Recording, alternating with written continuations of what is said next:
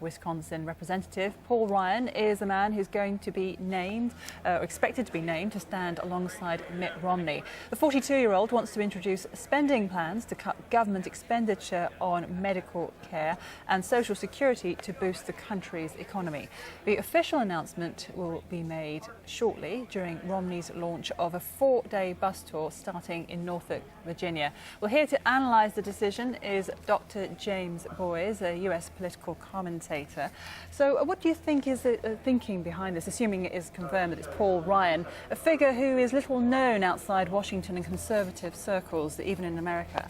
Well, in the past, what you've seen is American presidential candidates choose their running mates based on an attempt to try and split the ticket. So you saw 4 years ago a gender split with Sarah Palin on the ticket. That didn't work out so well.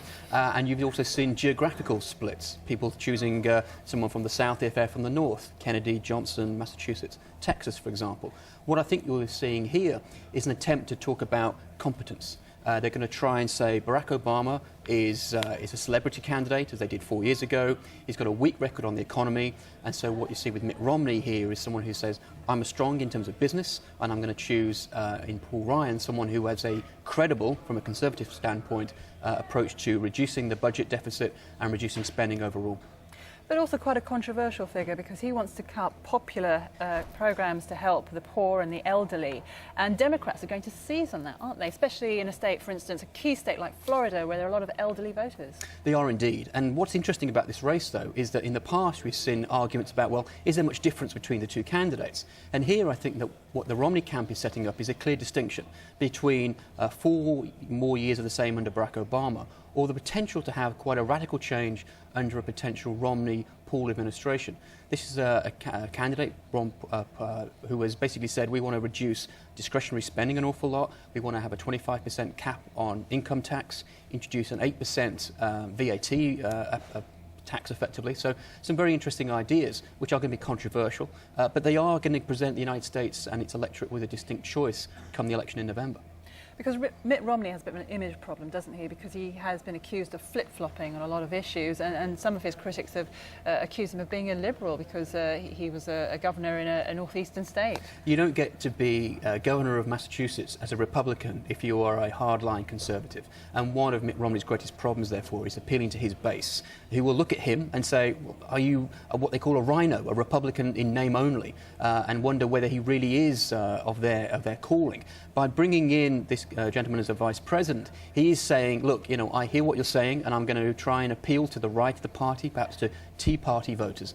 The big problem he's got, however, is that this guy voted for the bailout plans for the auto industry, for the Wall Street movement, which of course then led to the Occupy Wall Street protests. So he's got a track record which the Democrats are going to be picking up on and saying, hang about, there's a lot of hypocrisy here. You can't criticise us for one thing when you voted for the same things yourself.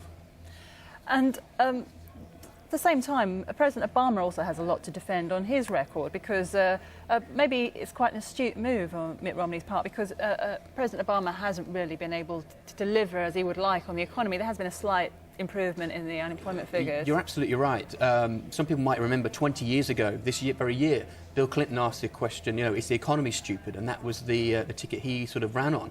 And you can almost see that what the Republicans are trying to do is take a leaf out of the Clinton playbook and say, right, we're going to play this card. We're going to say that we, the Republicans, are going to be safe with the economy. It's going to leave Barack Obama very little place to run. He cannot really run on his economic record. So you may see a real switch from 8 years ago when George W. Bush, of course, ran on a strong foreign policy ticket, and the Democrats on the economy.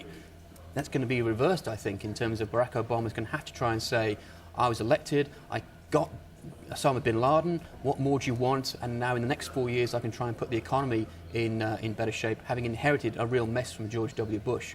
So almost a complete role reversal from historical roles which we've seen in recent years in the United States, I think. Dr. Boyes, thank you very much for talking to us here at Sky News.